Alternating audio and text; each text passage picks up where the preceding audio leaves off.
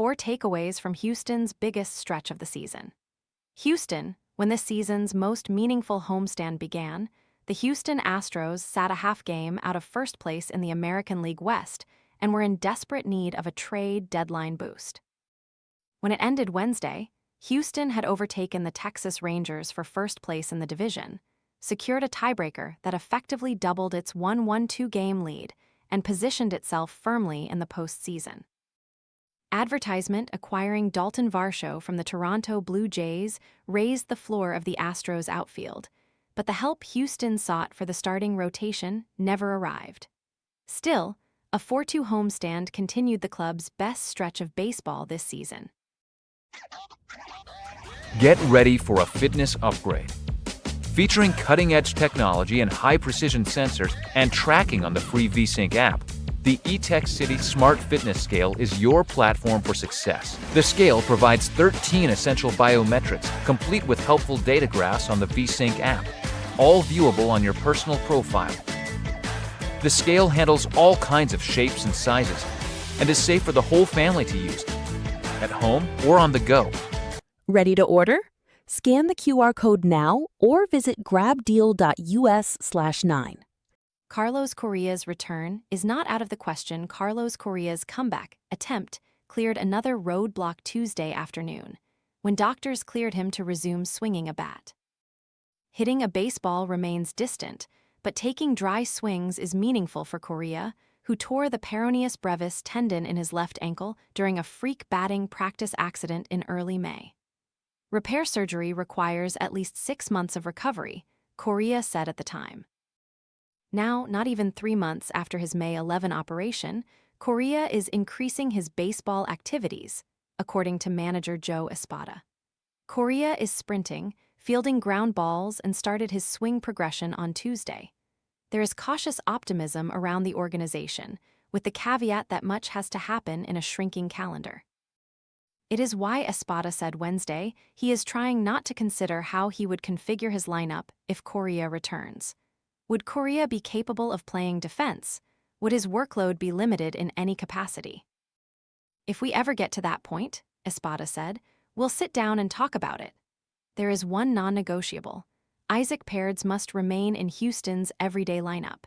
He is playing third base in Correa's stead, and though he's mired in a 0-for-15 slump, is one of 4 qualified Astros hitters with an OPS plus above league average.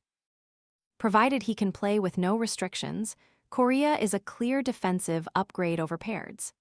They could split time at the position, especially if Correa can't play defense every day upon his return, but that would force one of them to serve as Houston's designated hitter. Advertisement doing so would require Yordan Alvarez to play more left field, which Houston has tried to avoid all season. Alvarez has started just 18 of his first 114 games in the outfield, but if Correa is back in the fold, the Astros may have no other choice than to increase that number. One scenario that would keep Alvarez at designated hitter: Correa reprising his role as the everyday third baseman, Paredes shifting to second, and Jose Altuve moving back to left field. Altuve played 44 games there last season, and some in the organization think he would be amenable to moving back to accommodate Correa's return. Bear in mind, neither Alvarez nor Altuve is an ideal defensive option in left field. Espada would likely remove either of them in favor of a better outfielder late in meaningful games with Houston ahead. Pulling Alvarez from any game, especially one with postseason implications, would not seem wise. 2 promising pitchers amid Monday's manic trade deadline, the Astros promoted touted pitching prospect Bryce Mayer to AAA Sugar Land. The timing is a coincidence. Mondays are a universal off day in the minor leagues and roster moves are common, but it may hold some significance later this season. Not acquiring a starting pitcher on Monday doubled as a vote of confidence for Mayer and Ethan Pecco, his new AAA teammate, to reinforce the rotation at some point this season. The 2 right-handers are Houston's most major league-ready pitching prospects in the upper minor leagues. Mayer and Pecco were 2 of Houston's top 8 prospects, according to The Athletic's Keith Law in his preseason prospect rankings, and they have performed to that pedigree this season. They could become factors for this depth-starved starting rotation across the season's final 46 games. Both guys could be big down the stretch, said one rival scout, speaking on the condition of anonymity to discuss Houston's prospects candidly. The Athletic surveyed 4 scouts who have evaluated one or both pitchers. According to one, neither Mayer nor Pecco are high-upside pitchers, but solid and by far the best 2 pitching prospects they have. Another labeled both pitchers as possible 4th or 5th starters in a major league rotation, something Houston's current major league staff would welcome. Advertisement Mayer, who struck out 100 and sported a 2.61 ERA across 69 AA innings, has a 5-pitch mix that now includes a changeup to help him against left-handed hitters. Good extension helps his four-seam fastball play from a low arm slot, and according to one scout, Mayer seems to have increased the tempo of his delivery. He's taken off since, the scout said. It's a solid mix but no plus pitches, said another scout, but he knows how to pitch and compete. The command is just okay right now, but that's an area where he can improve. Pecco, meanwhile, has a deep mix with nothing anywhere near plus, according to one scout. Another liked Pecco's presence, willingness to compete, and potential for making necessary adjustments. Like Mayer, Pecco gets good extension that allows his fastball to play up. Pecco, who missed the beginning of the season while recovering from thoracic outlet syndrome, has a 3.96 ERA across his past 50 AAA innings. He is probably closer to the major leagues than Mayer, even if one scout said, in an ideal world, he's more of an option for 2027. But no doubt, they don't have other options. 3 Josh Hader may pitch multiple innings, just not now. Josh Hader needed just 10 pitches to finish the top of the 9th inning Wednesday afternoon. When Houston did not score in the home half, Hader did not emerge for the 10th. Fellow southpaw Bennett Sousa did, and he surrendered a go-ahead, 2-run home run to Ernie Clement. The outcome stung, but what led to it sheds light on Hader's status. Hader had not pitched in the previous 3 days, and the Astros have a scheduled off day on Thursday. Few scenarios seemed more ideal for Hader's first multi-inning appearance since being activated from the injured list on June 2. I don't think we're there yet, Espada said after Wednesday's game. I think eventually it will come, maybe, at some point.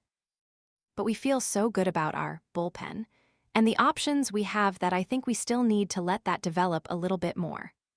Hader, who took a hardline stance against throwing multiple innings before reaching free agency, did so during 14 of his first 119 regular season outings as an Astro. Injuring his shoulder last August and left biceps this spring, the first 2 significant injuries of his professional career, has put that on pause. Advertisement on the day he returned to the active roster, though, Hader said he planned to throw multiple innings again once we get toward the end of the year. Espada's comments on Wednesday seem to affirm that, but it is unclear when all parties will be comfortable doing so. It is still early August, and the Astros must do everything in their power to keep Hader healthy, so it is difficult to dispute Wednesday's decision-making. As more important games arrive and the season's end approaches, Hader's ability to become a multi-inning weapon can change the complexion of a club carried by top-end talent. Hader lowered his ERA to 1.13 with his scoreless outing Wednesday. He has struck out 35 batters in his first 26 appearances, just 3 of which have featured an earned run. Before Wednesday, Houston won 22 of the first 25 games that Hader pitched. In his absence, they could not win a 23rd. Shuffling the coach's Dan Hennigan's departure for Wake Forest this week will rearrange some responsibilities within Houston's offensive coaching infrastructure. Hennigan left his role as the offensive coordinator and director of hitting for the Astros after Sunday's win against the Rangers to begin his new job as the Demon Deacons hitting coach.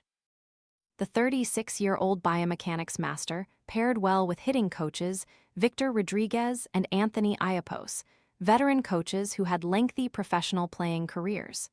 The coaching hierarchy is not changing. Rodriguez remains the head hitting coach and Iapos is his assistant. Roving hitting coach and special advisor Chucky Caulfield will replace Hennigan on the Astros coaching staff, but his duties will be divided among the remaining group. Hennigan led the team's pregame advance meetings, which Iapos will now oversee. Caulfield will be in the batting cages during games to analyze the opponent's bullpen and prepare bench players for potential pinch hit appearances. Advertisement, perhaps most importantly, Hennigan formulated the strategy reports that have drawn acclaim from members of Houston's lineup. Writing those reports will now fall to Ricardo Lizarraga, an advanced scouting coordinator who is part of Houston's traveling party. Lizarraga assisted Hennigan throughout the season in producing the reports and, in preparation for his departure, started compiling them on his own during this homestand. Players are given freedom to pick and choose which parts of the reports they prioritize, but all of it is presented in advance meetings. Lizarraga joined the Astros in 2022 as an international scouting apprentice and spent 2 seasons as an international scouting coordinator before joining Houston's Major League Advanced Scouting Group.